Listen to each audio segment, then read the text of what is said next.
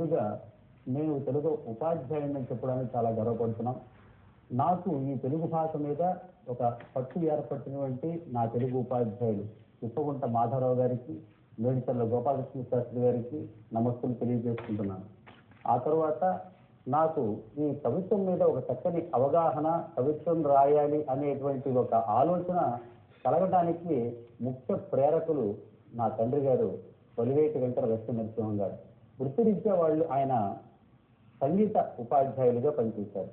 వారు అనేక పాటలకు సమకూర్చేటువంటి సంగీత బాణీలు విని నేను ఈ రకమైనటువంటి ఆ బాణీలకు కొద్ది పాటలు నేను కూడా రచనలు చేస్తే బాగుంటుంది అనేటువంటి ఒక ఆలోచన నాలో కలిగి ఆయన రచించినటువంటి ఆయన ట్యూన్ చేసినటువంటి అనేక పాటలకి అనేక బాణీలకు అక్కడ ఉన్నటువంటి ఆ సంగీత ఆ ట్యూన్ మాత్రం తీసుకుని నేను కొన్ని రచనలు చేయటం మొదలుపెట్టాను.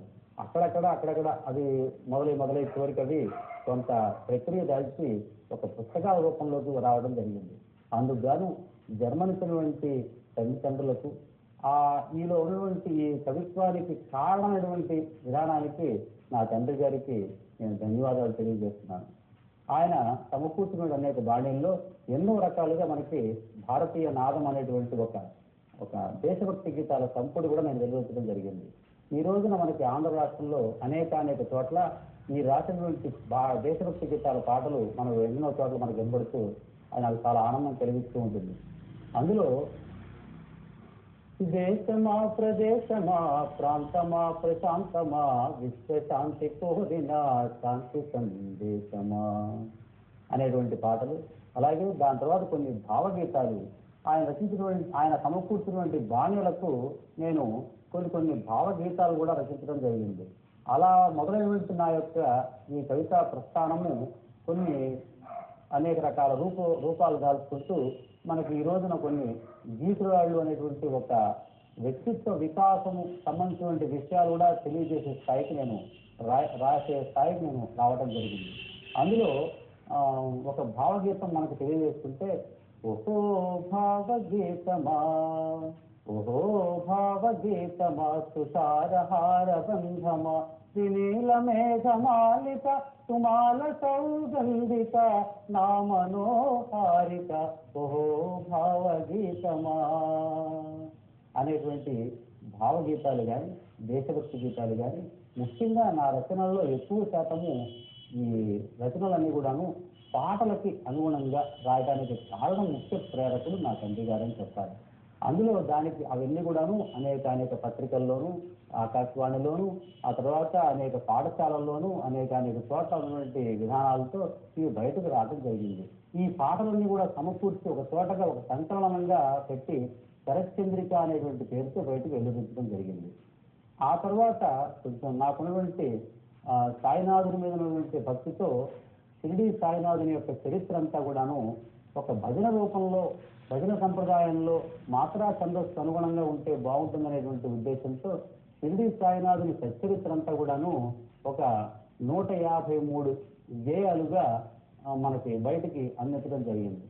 ఆ తర్వాత సాయినాథుని యొక్క చరిత్రలోనే అనేక విషయాలు తీసుకుని అక్షరమాల లేక నామావళి అనేటువంటి పేరుతో బయటికి తీసుకురావడం జరిగింది. అంటే ఒక్కొక్క అక్షరంతో మనకు ఉన్నటువంటి 56 అక్షరాల్లో ఒక్కొక్క అక్షరం తీసుకుని ఆ అక్షరం మొదలుతో ఆ సాయినాథుని సూచించడం జరిగింది. ఇది అక్షరమాల నామావళి అనే పేరు. ఆ తర్వాత మనకి ఈ శరత్చంద్రిక నామావళి అనే పేరుతో ఈ పుస్తకాలే కాకుండా కొన్ని నాళ్ళ తర్వాత కేవలం ఎందుకంటే కవిత్వం అనేది సమాజ శ్రేయస్సును కూడా కోరుకోవాలనేటువంటి సంకల్పంతో నేను సమాజ శ్రేయస్సు ప్రస్తుతమైనటువంటి స్థితుల దృష్ట్యా విద్యార్థుల్లో కానీ, ఆ తర్వాత విద్యార్థులని ఆ సమాజంలో కానీ ప్రస్తుతం మనకు కావాల్సిన కమ్యూనికేషన్ స్కిల్స్ అనేటువంటి పదం మనం చాలా చోట్ల వింటూనే ఉంటాం. అంటే ఆ రకమైనటువంటి కాస్త బయటకు వెళ్ళిన మాట తీరు ఎలా ఉండాలి, తోటి మనిషితో ఎలా మాట్లాడాలి, ఆ పని సాధించినటువంటి విధానం ఎట్లా ఉండాలి, స్నేహం అనేది ధర్మం ఎట్లాంటిది, ఇలాంటి విషయాలన్నింటినీ తీసుకుని నేను గీతురాళ్ళు అనేటువంటి ఒక పుస్తకాన్ని రచించడం జరిగింది. అందులో 101 అంశాలని పొందుపరిచాను. అందులో ప్రతి ఒక్క చోట కూడాను దానికి వచ్చిన శీర్షిక ఏర్పాటు చేసి కేవలం అలటి పదాలతో, తక్కువ మాటలతో చిన్న చిన్న రెండేసి మూడేసి వాక్యాల చొప్పున ఒక చిన్న అంశంగా తీసుకుని నేను ఆ గీటురాళ్ళు అనేటువంటి అంశాలు మనం తీసుకోవడం జరిగింది. ఇది గీటురాళ్ళు. ఆ తర్వాతది ఇప్పుడు ప్రస్తుతం కూడా బయట మొత్తం దాదాపు అనేక చోట్ల ఇంచుమించుగా ద్వితీయ ముద్రణకి నోచుతుంది గీటురాళ్ళు విషయం. ఆ తర్వాతది ఒక ఆధ్యాత్మిక పరంగా కూడాను మనుషులకి రోజున కాస్త ఆధ్యాత్మిక చింతన అనేది అవసరం. భగవద్గీత అనేటువంటిది ఒక మనిషిని ఎంతవరకు మార్చగలుగుతుందో మనకు తెలిసిన విషయం. తర్వాత మళ్ళా భగవద్గీత తర్వాత అంత గొప్ప స్థానాన్ని సంపాదించుకోలేనటువంటి విషయాల్లో ఒకటి జగద్గురు ఆదిశంకరాచార్యులు అందించినటువంటి భజగోవింద శ్లోకాలు. ఈ భజగోవింద శ్లోకాలకి మోహముద్దరము అని పేరు కూడా ఉంది. ఈ మోహముద్దరము అనేటువంటి పేరు అంటే మోహాన్ని నశింప చేసేటువంటివి. కామ క్రోధ లోభ మోహ మద మాత్సర్యమైనటువంటి అరిషడ్ వర్గాలని మనిషి నుంచి దూరం చేసేటువంటిది కొన్ని ప్రక్రియలు మనం అలవాటు చేసుకోవాల్సిన అవసరం ఉంది. ఇందులో మోహం అనేటువంటి శత్రువుని మన మనసు నుంచి దూరం చేసుకోగలిగితే ఎన్నో రకాల విషయాలు మనం తీసుకునే అవకాశం ఉంది.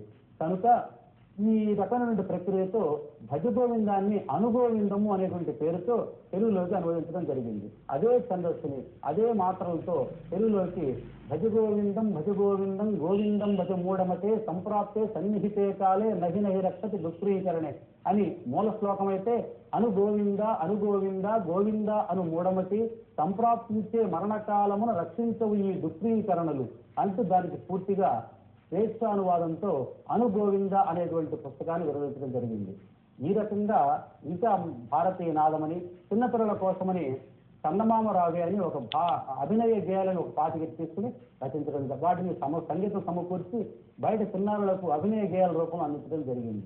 ఇలా శరత్చంద్రిక, అనుగోవింద, గీతురాళ్ళు, షిరిడి సాయినాథుని సచ్చరిత్ర, తర్వాత ఈ కొద్ది కాలం క్రితమే నందన నామ సంవత్సరం వచ్చినటువంటి కొత్తల్లో నందనధామం అనేటువంటి ఒక పుస్తకాన్ని కూడా రచించడం జరిగింది. ఇందులో ఇప్పటి సామాజిక స్థితిగతులు చూస్తే అంటే ఒక